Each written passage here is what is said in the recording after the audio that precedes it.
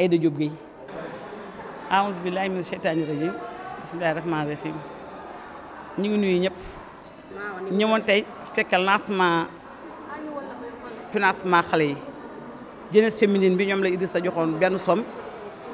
ñu waroon cee liggéey ñu jël décision ni xaalis bi dañ koy jël yóbbu ko ci banque parce que boo jëlee xaalis bi seen la ko xale yi noonu fay bi day doy waan xam naa la xaalis bu ñu la may rek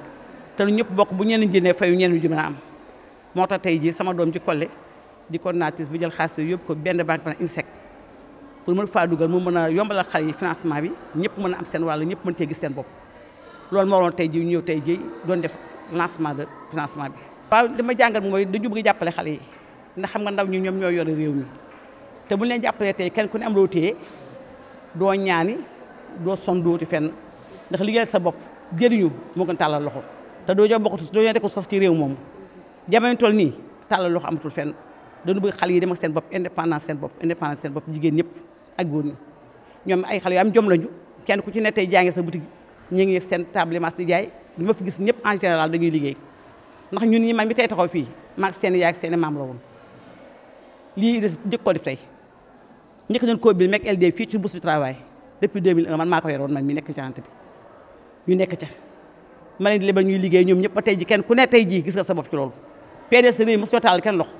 Idrissa Seck daawul joxe booba amatu ko waaye taxul kenn jàmbatul dara ndax loolu mu jàppale woon ku ne ci liggéey kon kaa gis sa bopp moo tax tey ji ñu bu suñu doom yi suñu sët yi jaar ci tànk yooyu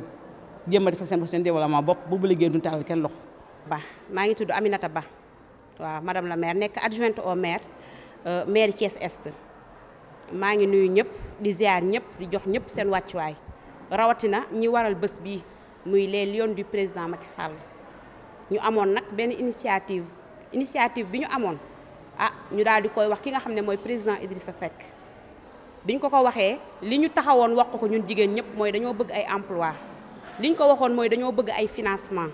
liñ ko waxoon mooy dañoo bëgg ay formation mu daal di ñuy wuyu ci benn côté daal di ñuy may caution nañu dem leen banque ngeen commencé bi mu ñu joxee caution bi tey jii nag loolu ci lañu woote suñu mbokk jigéen yëpp ne leen ñëw leen ñu liggéey ndax yaakaar naa ne ki la woo ci liggéey moo la gën ki la woo ci caay-caay gi xew fan yi ndax li xew fan yi kenn ku ci nekk gis nga ci sa bopp saa bu suñu càmmiñ yi génnee dee saa bu suñu sœur yi génnee dee ay tànk yu dagg ay bopp yu dagg kooku ñu soxlawuñu ko ci suñu réew ñu soxla suñu réew mooy ñi nga xam ne président Macky Sall ñoom la dénk Thiès ñu ñëw Thiès fas yéene ñoo taxawu fas yéene ñoo jàppale ne nag rawatina jigéen ñi di ñu jàppale bu am solo jàppale bu am maanaa ne comme emploi génnagul formation génnagul dafa xat xaaral ma dimbali leen ci financement tey looloo waraloon bés bi tey financement bi am nañu 50 groupement de 500 000 waaw am nañu 50 groupement de 500 000 moom la ñu am enveloppe bi mi ngi ñu joxoon une caution de 5 millions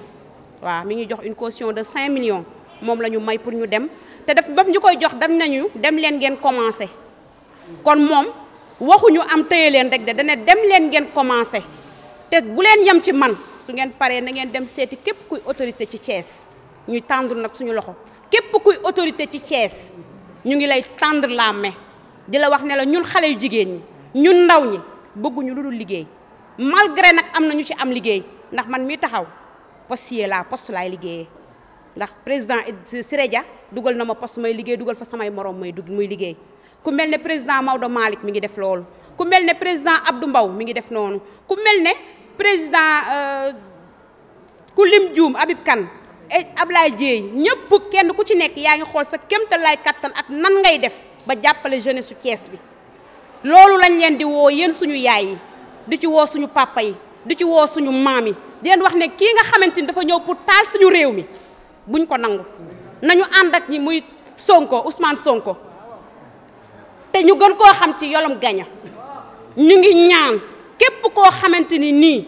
jeune nga te bëgg nga dara te bëggoo ñu yàq réew mi bëggoo tey sa sœur yi bu subaa ñu def leen naka sudul noonu ñu ngi lay ñaan di la woo di leen wax ngeen ñëw ci unité bii ñu nekk muy jàppale président Macky Sall ndax defal nañu de ndax ku gis réew mi démb gis réew mi tey xam ne président Macky Sall defal nañu kon vive président Macky Sall vive président Idrissa Seck merci beaucoup. loolu boo ma ci laajee dama ciy sawar a tontu parce que bim ñu koy may xëy na tardivement xaalis bi denc biñ ko dencoon doon waxtaan ci suñu biir ndax kenn ku ci nekk xam nga ne ñun jigéen ñi dañoo bëgg xaalis bim ñu koy may campagne amul politique amul dara amul daf ñu koo may ndax ñun ñoo ko jooy suñu soxla jigéen ñi ñoo ma yónni ñu jooy ko suñu soxla mu dimbali ñu ci li nga xamante ne nii moom la ñu bëgg moo tax mu jox ñu ko tey mais bim ñu koy jox dara xewul politique xewul campagne xewul xëy nag liñ naan lu jot yomb moo tax tey ñu def suñu lancement les lions du président Macky Sall mais bi ñu ko président Idrissa di jox boobu dara xewul campagne xewul politique xewul ñun nag ñoo taamu bés bii tey ne dañ ciy gunge ki nga xam ne mooy suñu yaay honorable député ñu investir ko ñu ne dañ koy woo pour mu gunge ñu jàppale ñu ci bés bi taaral bés bi ndax buñ ko neexoon buñ ko woowee mu ne xale yi duñ ma tax a jóg mais moom oyof na ba mel ni mbaxane kon yal na ko yàlla suturaal yal na ko yàlla jàppale te taxaw ko te kàttanal ko dooleel ko. Bonsoir, je m'appelle Mati Kogne Cissé, responsable de la jeunesse féminine de l'AFP,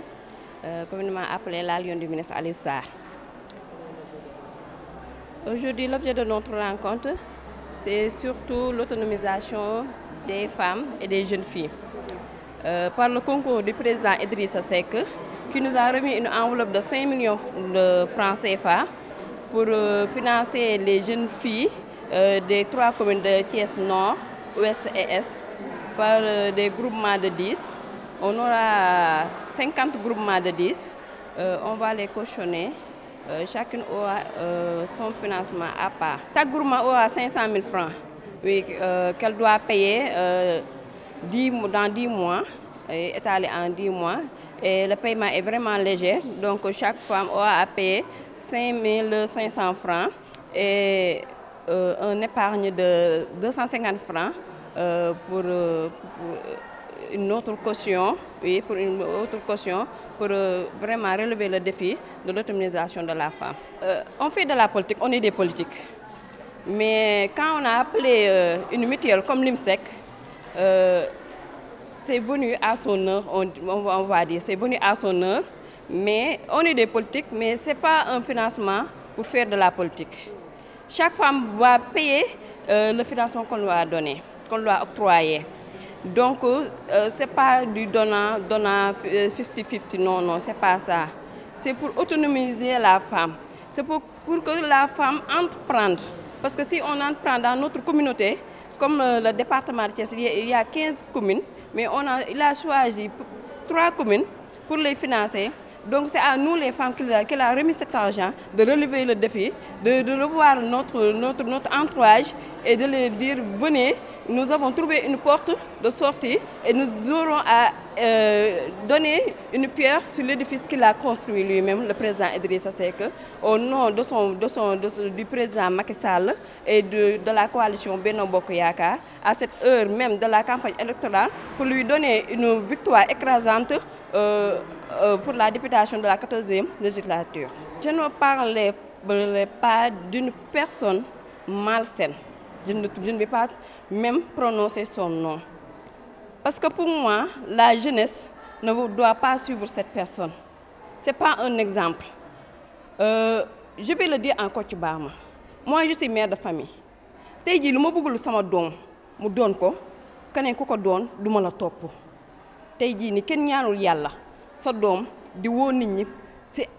loo xamante ne ni da si ñàkk bakkanam. Nous disons non à la violence. Nous donnerons au président Macky Sall une victoire écrasante pour la stabilité de ce pays, pour la paix et la sécurité de ce pays. Parce que nous voulons que ça cesse, la violence cesse. Qu'au moins cette jeunesse se soucie de l'économie de son pays. On a trouvé le gaz, on a trouvé le pétrole. Dernièrement, le président de la République est sorti au sommet des G7. Vous voyez là-bas, tous les présidents qui étaient là-bas étaient contre les puits de gaz et de pétrole. Mais le président de la République est parti là-bas pour son peuple puisse au moins bénéficier du gaz et du pétrole qui sort du sous-sol des Sénégal, surtout dans la région de Thiès, parce qu'il y a le puits Yaka qui est ici à Kayar. Donc nous lui remercions. Donc j'appelle au nom de toute la jeunesse féminine, au nom de tous les jeunes, de donner une victoire écrasante pour la stabilité, la paix et la sécurité de ce pays. Merci beaucoup.